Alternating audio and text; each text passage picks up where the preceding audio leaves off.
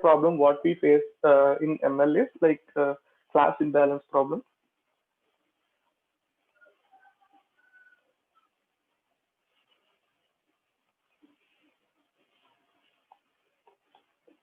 Okay, so what this class imbalance issue is, like let us take any data set.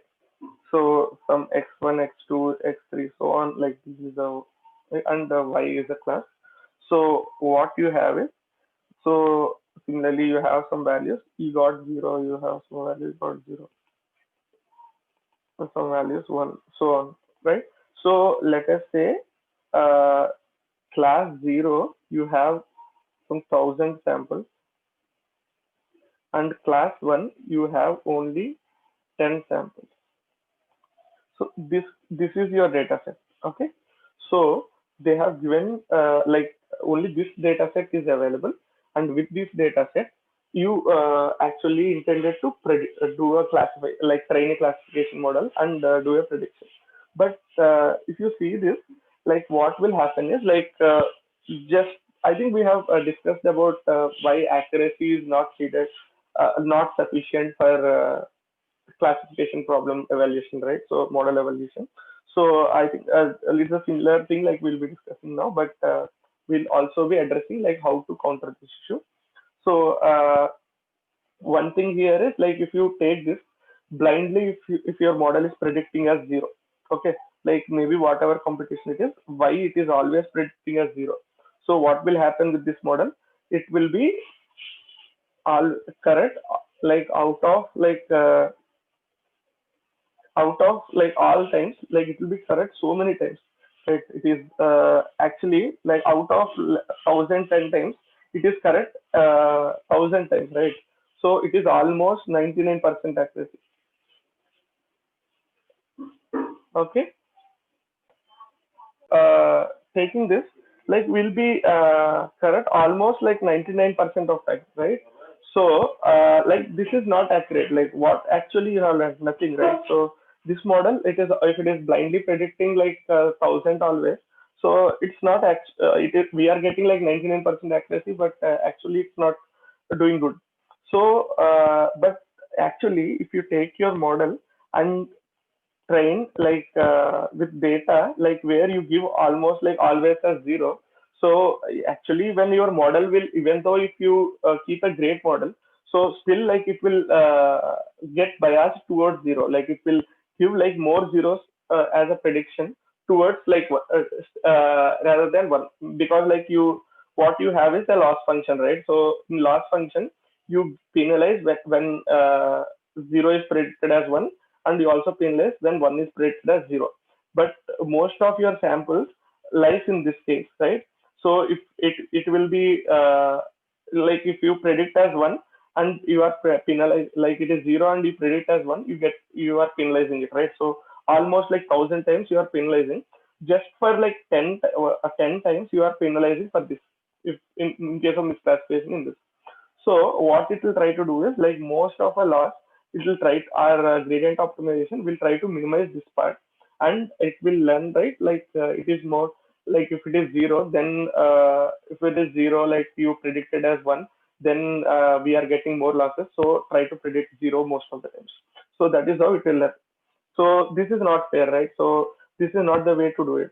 So actually, this is because like we are of the data set itself. The starting data set itself is like this. So what can be done is there are few techniques. What we should so ideally what we should have is a balanced data set, balanced classes in data set. So which means like zero should also be thousand and one should be also be near to thousand. It need not be exactly same, but maybe here and there like 950, 990, or something like this will also be fine. But like having this kind of huge variation is not accepted. So what we do is like for getting this balanced data set, there are few techniques to do it. So one of them is sampling. So we also call it as like I think it is called like boosting. I'll tell the name, like technique what it is. Like I'll see like what is the name later. So one way is like what we can do is like this zeros are like thousand, right? So no need to worry about it here.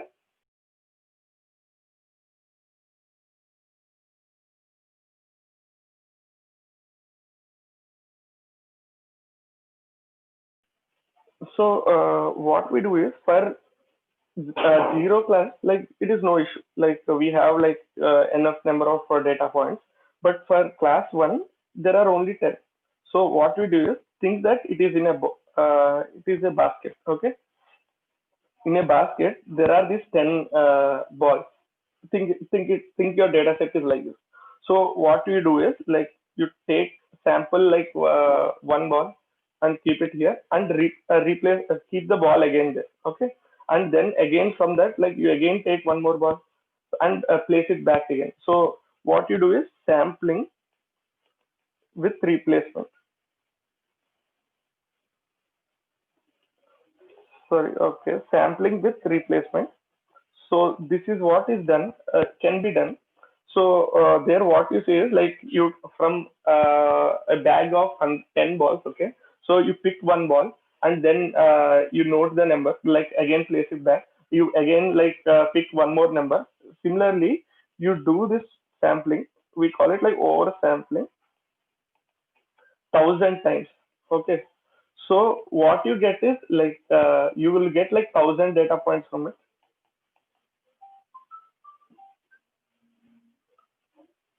So you get 1,000 data points from it, but there will be like many repetitions, right? Like so from 10, like you are getting 1,000, and but still it is fine. Like that is like better than having only like 10 and then training it, because even if you take this loss function over here, so here also now you have like 10 or 1,000 like ones as well. So your model will see like okay like now it is quite balanced. Now I have to learn more rather than giving always zero. So this is how like we can eradicate this problem. But this is like one simple novice solution. Most people don't use this as a solution, because from there will be like many repetitions, right? Almost like you'll repeat it like 100 times each. So it will start overfitting to your data. So that is why like we don't mostly prefer this technique. But other than that, there is like few other methods. One more is called like smart.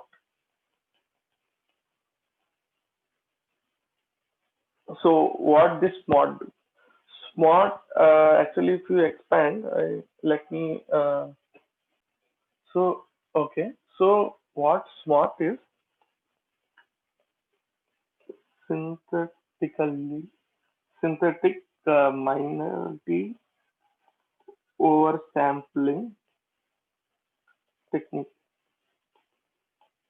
So okay, so what it's there in the name itself. So synthetically, you oversample like minority. Here, like class one is majority, and class zero is majority, and class one is minority, right? So we have to increase the class one here. So how it is done is like I'll tell you the concept behind it. So this is like most preferred option, like compared to previous example. So what we do is, let us say you have some data point here, and like class ones, I'm talking about class ones. So let us say these are the class ones. Okay.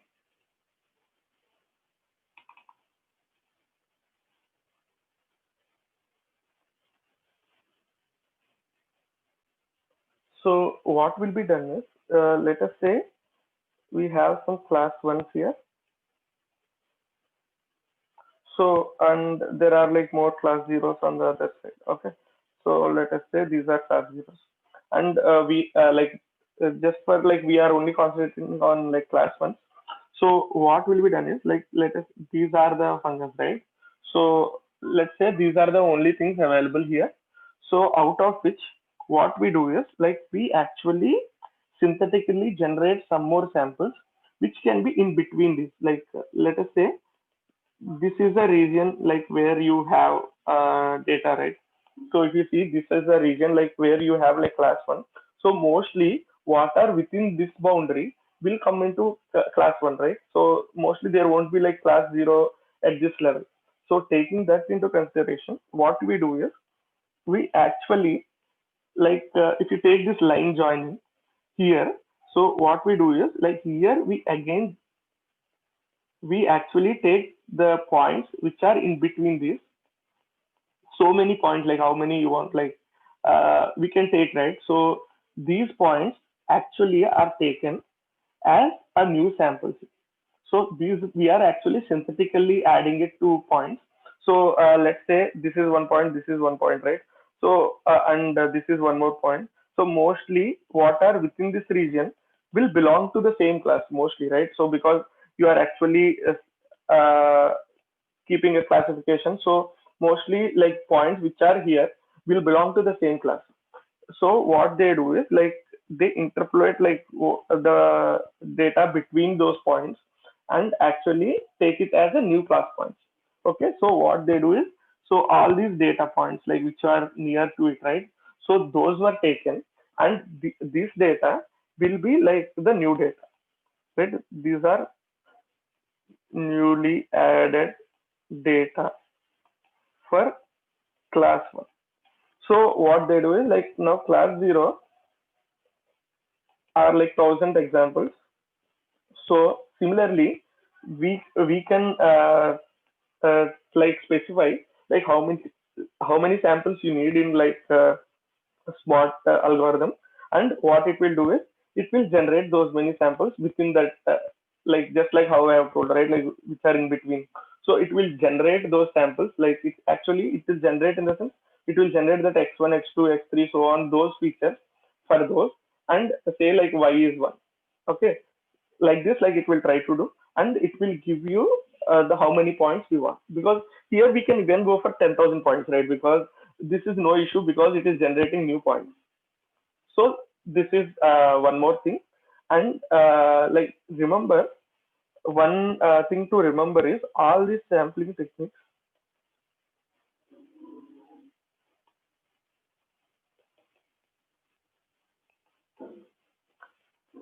should be done only for training data. This is really important, like because many do a mistake in this. So what we should be doing is only for training data. So you should already be splitting the train, test, and other data points, and from that you should be doing this sampling techniques only on the training data. Because if you do it on the testing data as well, so your accuracy will get compromised. Because like let's say taking this only, like this is like quite easy to explain. So out of this 10, let's say you have taken like 1,000, right? And from those 1,000, if you then split like, from train to test, most of your samples what are in training will be there in testing, right? But what we want is like never like this train and test should be having something in common. That is our main idea, because like our new data should be something like independent, which should not be trained to the model, right? So that's why we should like do a train test split before doing the sampling testing. So that is one very important thing to see. So apart from this, so this is main preferable technique to use, right? So apart from this, there is also one more technique, what we call is like class weight.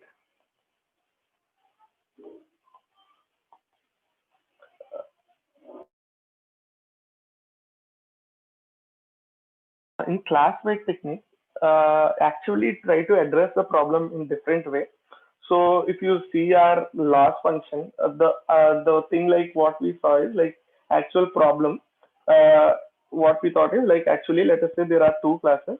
We penalize when zero is misclassified, and similarly we penalize one is misclassified, right?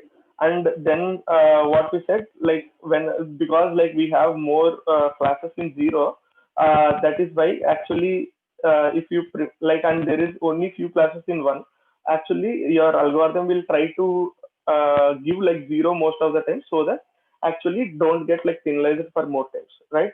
So that is how like previously it is. So what we can do is, this is a problem at this level, right? We are able to identify the root cause here of the problem. So what we can also do is address this problem in a different way. So you, instead of having this loss function directly like this, you take a weights to this loss function. So what you do is sum W1 into misclassification of loss of 0 to 1. Similarly, something like one more weight into loss of 1 to 0. Okay, so taking this, like what are these weights? Actually, like see, like what we found is this will happen so many times, right? So because it happens so many times, it is getting the issue. So what we do is you increase the class weight, this like class weight for this, and like decrease this class weights. Actually, we can determine based on the number of samples. So let us say there are 1,000 samples on this and 10 samples on this, right?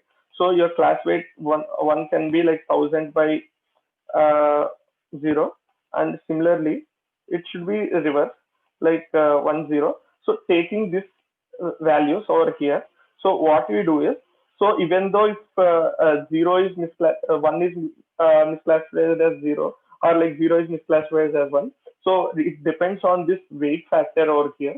So depending on that, actually it will vary slightly. So how it will vary is like where you have your weight value as low. So even though if it is getting misclassified, it usually doesn't matter, because like you multiply it with very less factors, then what will happen is, even though if it is getting misclassified as from 0 to 1, slightly it is okay. So but like what it will try to do is, like when in case if it is like misclassifying the other way, like means like 1 is misclassifying as 0, let us say, so let's give this to this to this. So then in case if you are waiting more for the last function where it is misclassifying 1 to 0, then actually it will try, what your last function will like learn is, in case if you change like misclassify this part, like then it is, we are in trouble, because like we'll be getting more loss. So what it will do is, it will always class, like it will concentrate not to misclassify this, right? Because we are giving more weight factor there. And 0 to 1, anyway, we have so many samples. So because of it, like even though we keep a smaller weight ratio for it, so because we have so many samples, it will try to manage and learn decently, because like we have more data as well, right? So here there is no issue, and here because we are giving like extra weight factor to it, so it will learn better.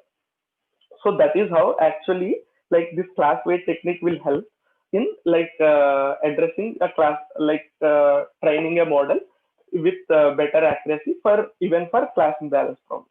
So these are two preferable techniques. So this and this, like mostly in deep learning they will use like class weight technique, and in like usual cases like in classical machine learning, anything will develop, like even in this case like class weight technique will also work, and smart will also work. So yeah, this is about class imbalance problem.